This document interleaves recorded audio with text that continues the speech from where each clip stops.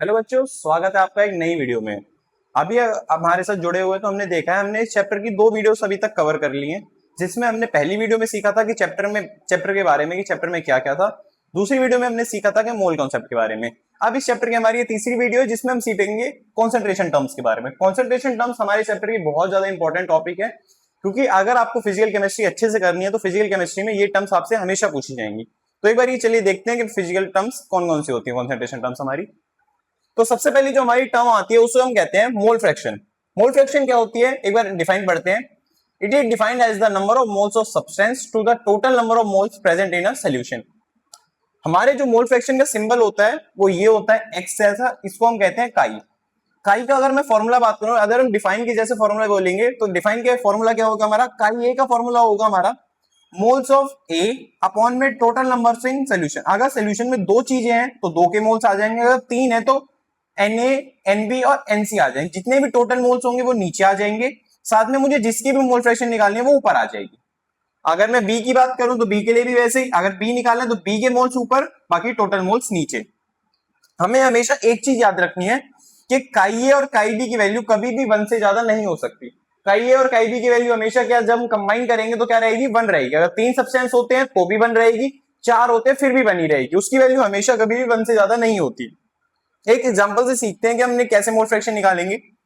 Example है हमारे पास कि 18 ग्राम ऑफ वाटर है मेरे पास और 32 ग्राम ऑफ CH4 है। मुझे मोल फ्रैक्शन निकालनी है H2O की। अब अगर बात करें, सबसे पहले हम क्या निकालेंगे, जब मेरे पास ग्राम में तो मेरे पास मोल्स का फॉर्मूला पता है मुझे, क्या क्या होता है, गिवन मास अपॉन में मॉलिक्यूलर मास। गिवन ऑन मास और मॉलिक्यूलर मास से मेरा मोल्स निकले यहाँ के, CH4 के मोल्स वैसे निकल जाएंगे मेरे, वो दोनों मोल्स आ गए मेरे 1 और 2। अब मुझे ए की मोल फ्रैक्शन निकालनी, तो मैंने क्या करा, मैंने ए के मोल्स को ऊपर रखा और टोटल मोल्स को नीचे प्लस कर दिया, जिससे मेरे आंसर क्या आ गया, 0.33। अब मेरे पास एक मेथड है कि मैं क्या करूं, या तो मैं काई भी निकालने के लिए, अगर मेरे से सिर्फ वाटर का पूछा गया था तो मेरा आंसर आ गया है फिर। अगर मेरे से वो बोलता कि मुझे CH4 का भी निकालना है तो CH4 का कैसे निकाल सकते थे, एक मेथड तो हमारे पास कि हम काई भी करके निकालते, पर ये मेथड हमारा क्या हो जाता है, बहुत ज्यादा बड़ा हो जाता है, दोबारा कैलकुलेशन करनी पड़ती है। उससे भी आसान क्या मेथड है, हमें पता है कि काई ए और काई बी की वैल्यू हमेशा 1 के बराबर होती है। तो अगर मुझे काई बी की वैल्यू निकालनी है तो मैं क्या करूंगा, मैं काई ए की वैल्यू यहाँ पे पुट करके उसे 1 में से माइनस कर दूंगा और मेरी काई बी की यहाँ पे वैल्यू आ जाएगी। ऐसे करके हम मोल फ्रैक्शन के क्वेश्चन बहुत आसानी से कर सकते हैं। अब अगली टर्म्स पे देखते हैं कि दूसरी हमारी टर्म कौन सी होगी। तो अगली अब हमारी टर्म आती है, वो आती है मोलैरिटी। मोलैरिटी क्या होगी, it is defined as the number of moles of solute present in 1 litre of solution. मतलब ये टर्म हमें ये बताएगी कि कितने हमारे सॉल्यूट 1 लीटर ऑफ सोल्यूशन के अंदर प्रेजेंट है। इसका सिंबल हमारा क्या हो जाता है, कैपिटल एम हो जाता है। अगर हम फॉर्मूले की बात करें, फॉर्मूला क्या होगा मेरा, number of moles of solute upon में volume of solution in litre. अगर मैं फॉर्मूला को और खोल के लिखने की चाहूंगा तो नंबर ऑफ मोल्स को मोल्स के कैसे निकालते हैं, given mass upon molecular mass, ऐसे लिख सकते हैं। वॉल्यूम को हम अगर क्वेश्चन ने लीटर में दे रखा है तो मैं डायरेक्ट लीटर में पुट कर दूं, मुझे कुछ नहीं करना पड़ेगा। लेकिन अगर क्वेश्चन ने मुझे ml में दे रखा है तो मुझे ऊपर 1000 लेना पड़ेगा। क्यों, क्योंकि कन्वर्जन में हमें उसमें क्वेश्चन में बोला हुआ है कि हमें मोलैरिटी निकालनी किसमें, लीटर में निकालनी, तो मुझे ml को भी लीटर में चेंज करना पड़ेगा। तो आप ये वाला फॉर्मूला आप लोग याद रख लो, क्योंकि जो दूसरा वाला फॉर्मूला होगा वो अपने आप बना लोगे। आपको बस ये याद रखना है कि ml में आए तो ये वाला फॉर्मूला यूज करना है, अगर लीटर में आए तो बस ऊपर से 1000 हटा देना। एक बहुत इंपॉर्टेंट टर्म है, ये क्या होती है कि इट इज टेम्परेचर डिपेंडेंट। जैसे हम बात कर रहे हैं कि जो मेरा सॉल्यूशन है वो क्या ले रहे हैं, वॉल्यूम ले रहे हैं हम उसका। वॉल्यूम लेने की वजह से क्या है, अगर मैं टेम्परेचर कम या ज्यादा करूंगा तो क्या हो सकता है, पानी या तो इवेपोरेट हो सकता है ज्यादा टेम्परेचर करने पे, अगर मैं पानी कम करूं तो सॉलिडिफाई होकर आइस बन सकता है। तो इन दोनों केसेस में मेरी क्या होगी, मोलैरिटी में फर्क आ जाएगा। इस वजह से हमेशा हमें याद रखना है कि जो मोलैरिटी होती है वो क्या होती है, टेम्परेचर डिपेंडेंट। अगर आप जैसे कभी आप क्वेश्चन में बैठे हुए हो एग्जाम हॉल में, आप भूल जाते हो कि मोलैरिटी टेम्परेचर डिपेंडेंट है, मोलैरिटी टेम्परेचर डिपेंडेंट, तो हमेशा याद रखना जिसमें वॉल्यूम यूज कर रहे हैं वो हमेशा टेम्परेचर डिपेंडेंट होगी, बाकी दूसरी कोई नहीं होगी। अगली जो हमारी इससे सिमिलर सी टर्म है वो है मोलैरिटी। याद रखना, molarity, molarity symbol small m। It is defined as the number of moles of solute present in 1 kg of solvent. हमारी यहाँ पे एक बहुत इंपॉर्टेंट टर्म आ रही है, ऊपर हमने यूज करा था सोल्यूशन, नीचे हम यूज कर रहे हैं सॉल्वेंट। सॉल्वेंट मतलब सोल्यूशन कैसे बनता है हमारा, सॉल्यूट प्लस सॉल्वेंट, उससे सोल्यूशन बन जाता है। लेकिन सॉल्वेंट हमारा, अगर मुझे क्या है, क्वेश्चन में क्या दे रखा होगा, मास ऑफ सोल्यूशन दे रखा होगा, सॉल्यूट का मास दे रखा होगा, तो मैं डायरेक्ट सोल्यूशन के मास को यूज नहीं कर सकता। मुझे क्या करना पड़ेगा, पहले सॉल्यूट का मास सोल्यूशन के मास से मैं माइनस करूंगा, तब मेरा जाके सॉल्वेंट का मास आएगा। फॉर्मूला देखेंगे, फॉर्मूला एग्जैक्ट सेम है। Number of moles of solute upon में mass of solvent in KG. अगर हम वहां पे वॉल्यूम ले रहे थे तो लीटर ले रहे थे, या मास ले रहे हैं तो हम केजी ले रहे हैं। सिंपल सा फॉर्मूला, गिवन मास अपॉन में मॉलिक्यूलर मास अपॉन 1000 इंटू में मास इन केजी। अब अगर वही बात है, अगर आप मास को ग्राम में लोगे तो आपको 1000 लेना पड़ेगा, अगर आप मास को ग्राम में नहीं लोगे, केजी में ले रहे हो, तो आपको ऊपर 1000 लेने की कोई जरूरत नहीं है। दूसरी इंपॉर्टेंट बात, ये टेम्परेचर डिपेंडेंट नहीं होती।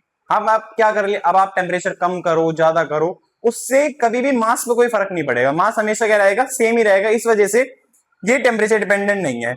आपके अगर यूनिट टेस्ट होने वाले हैं तो उसमें ये वाला क्वेश्चन आने के चांसेस बहुत ज्यादा है, जिसमें आपसे डिफरेंस पूछे जाएंगे कि मोलैरिटी और मोलैलिटी में डिफरेंस क्या होता है। तो आप ये वाला क्वेश्चन जरूर अच्छे से करके जाएं। बाकी इंटेक्स में इसके अच्छे क्वेश्चन दे रखे हैं मोलैरिटी और मोलैलिटी के, बोले आप क्वेश्चन जरूर अच्छे से करना। अगली टर्म पे बढ़ते हैं, परसेंटेज कॉम्पोजिशन पे। हम क्या बात कर रहे थे, परसेंटेज कॉम्पोजिशन की। परसेंटेज कॉम्पोजिशन सबसे आसान टॉपिक है। इसके जैसा एक और टॉपिक होगा सेम, मास परसेंट। मास परसेंट और परसेंटेज कॉम्पोजिशन एकदम सेम चीज है, बस क्या है, दोनों का नाम अलग कर दिया है। दोनों का अगर आपको कोई वाले मास परसेंट निकालना है, कोई आपसे बोले परसेंटेज कॉम्पोजिशन निकालनी है, बात दोनों में सेम ही होगी, आपको क्वेश्चन सेम तरीके से करना है। तो परसेंटेज कॉम्पोजिशन का फॉर्मूला क्या हो जाएगा मेरा, mass of substance in compound total mass of the compound into में 100 क्यों कर रहे हैं, क्योंकि हम परसेंटेज निकाल रहे हैं। तो मुझे क्या करना है, मुझे जिस भी सब्सटेंस का मास चाहिए, जैसे हम बात एग्जांपल ही लेते हैं, H2O का एग्जांपल लिया है, कोई मेरे से पूछ रहा है कि मुझे बताओ कि इसमें हाइड्रोजन की परसेंटेज कितनी है। अगर मेरे से पूछी जा रही है हाइड्रोजन की परसेंटेज निकालनी है मुझे, तो कैसे मैं करूंगा, सबसे पहले इस कंपाउंड में मेरे पास हाइड्रोजन कितना है 2, और पूरे कंपाउंड का मेरा मास कितना है 18। तो मैं क्या करूं, जिस भी सब्सटेंस का मुझे कंपाउंड में मास निकालना है, उसका मास मैं यहां लिखूंगा, नीचे में टोटल मास लिखूंगा, इंटू में क्या कर दूंगा मैं 100। तो ये क्या हो जाएगा, कट के आ जाएगा ये मेरा 11.1%। आसान है। अगर मैं आपसे बोलता कि मुझे percentage composition and percent of oxygen निकाल के दो, तो कैसे करते हैं हम, सबसे पहले इस कंपाउंड में ऑक्सीजन हमारे पास कितना है 16 अपॉन में 18 इंटू में 100। इसका आंसर आप लोग मुझे कमेंट में बताना क्या होगा। आसानी से, मतलब परसेंटेज कॉम्पोजिशन किसका भी निकालने, क्या करो, जिसकी परसेंट निकालनी है उसे ऊपर रखो, टोटल मास को नीचे रखो, इंटू में 100 कर दो, आपकी परसेंटेज आराम से आ जाएगी। तो इसी के साथ हमारी कॉन्सेंट्रेशन टर्म्स है वो सारी खत्म होती है। 4 कॉन्सेंट्रेशन टर्म्स आज हमने पढ़ी, कौन कौन सी, मोल फ्रैक्शन, मोलैरिटी, मोलैलिटी, और साथ में लास्ट हमने कौन सी पढ़ी। हाँ, तो बस आज के लिए हमारे लिए इतना ही। इसके क्वेश्चन करने के लिए आप क्या कर सकते हैं, इंटेक्स क्वेश्चन ट्राई कर सकते हैं, एनसीईआरटी इंटेक्स एग्जांपल एक्सरसाइज के क्वेश्चन। बाकी जो एक्स्ट्रा क्वेश्चन होंगे उनकी लिंक मैं डिस्क्रिप्शन में आपको प्रोवाइड करवा दूंगा, जिससे आप क्या है और क्वेश्चन प्रैक्टिस कर सकते हैं। केमिस्ट्री के लिए आप लोग ये बात याद रखो, आपने अगर केमिस्ट्री की एनसीईआरटी की बुक कर ली, आपको और कुछ करने की कोई जरूरत नहीं है, मतलब आपको कोई भी एक्स्ट्रा बुक लेने की जरूरत नहीं पड़ेगी। आप सिर्फ केमिस्ट्री के लिए क्या करो, एनसीईआरटी पे फोकस करो। NCERT example, Intex question, exercise अगर आपको अच्छे से आती है तो आपके नंबर बहुत अच्छे आ जाएंगे। तो बस आज की वीडियो के लिए इतना ही। बाकी चैनल को सब्सक्राइब और लाइक जरूर करें और जुड़े रहें हमारे साथ।